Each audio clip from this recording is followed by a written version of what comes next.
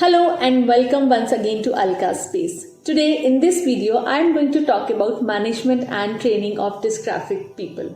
Dysgraphia. Now what is dysgraphia? Dysgraphia is a problem associated with writing. Problem while transferring your thoughts from brain to the piece of paper. It's not about just writing, it's about organizing and planning on the paper too. If your child has been diagnosed as dysgraphic, proper intervention is the most important step. One thing that is to be kept in mind that no medication is needed in these cases. Just a good practice of fine motor skills can help in writing to a great extent. We need to be very patient with these children because the enhancement of fine motor skill needs time. It is all about strengthening the little muscles of the hand, and it requires a lot of hard work and patience on our part. However, the most important thing is to protect the self-image of the child. We need to take care of the self-esteem of the child as parents and teachers. Please do not let your child feel inferior in terms of writing. And do not compare your children with other children. If you are a parent, do not compare your child even with the siblings. And if you are a teacher, please do not compare. Do not make a competition sort of thing in the class that the child is not able to write and other child is writing so fast.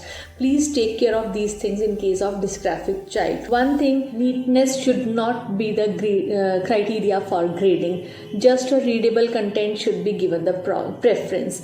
No medication is needed, as I already said, but allow the child to have extra time, and if the policies allow, give extra time for writing in examination too. So these were the basics that we need to take care. Let us now jump to the techniques of handling the dysgraphic children, techniques of managing dysgraphia at home and at school.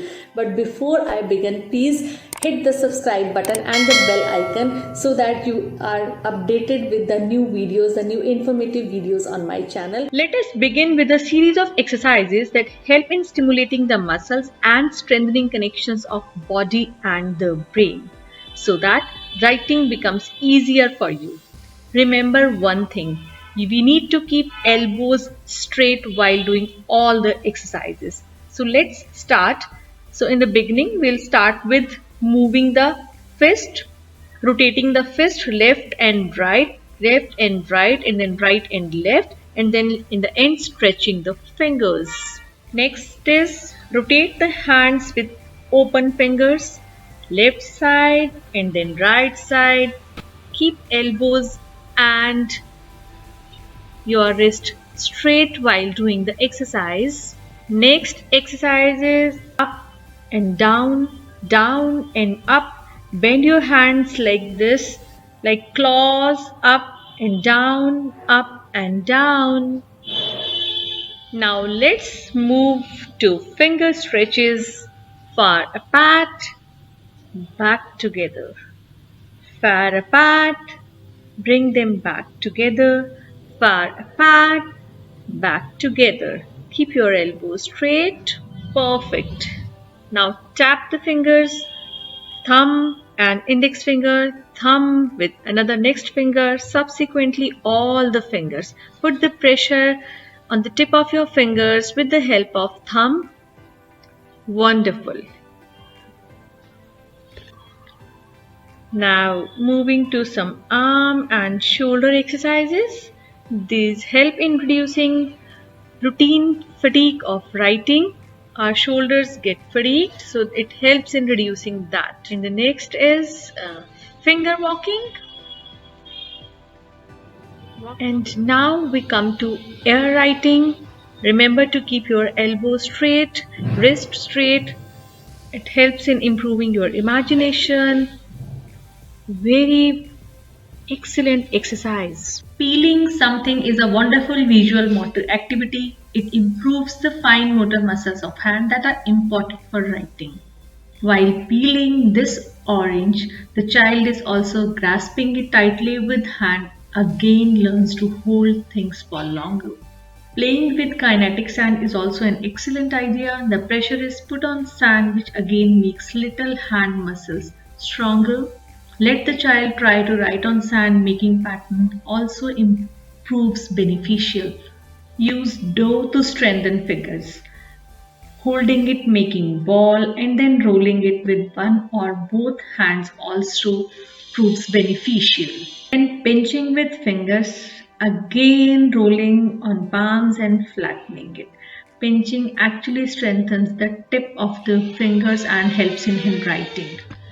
Then again, poking this with pencil helps in learning grasping. Simple tasks like pegging the string.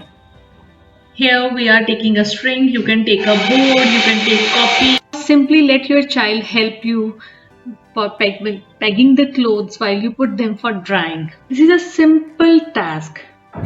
Take them out, put them back. This also helps in gaining finger strength. Take them out, put them back. Puts a pressure on the tips of finger. After these exercises, switch to gripping. Gripping reduces chances of getting fatigued. How to hold, how much pressure to put on while writing. This is very important. Instead of starting with dotted patterns, start with this. Like this bold alphabet I have written. Child is restricted and having freedom at the same time. It helps in retaining focus and gaining control over hand. Try this once. Making patterns like this also teaches spatial sense to children. Multiple times formation of 8, for instance, is a good practice. And it takes ages to master this skill to write 8 over and over again. Experts suggest to prefer cursive over print hand. In case of print hand, taking out the pencil and starting again becomes hard. Take out the pencil and we again start another alphabet. We have to take out the pencil for every other letter. While writing a cursive pattern, the writer doesn't have to pick the pencil after every while. So try to give spaces between the lines too, like this.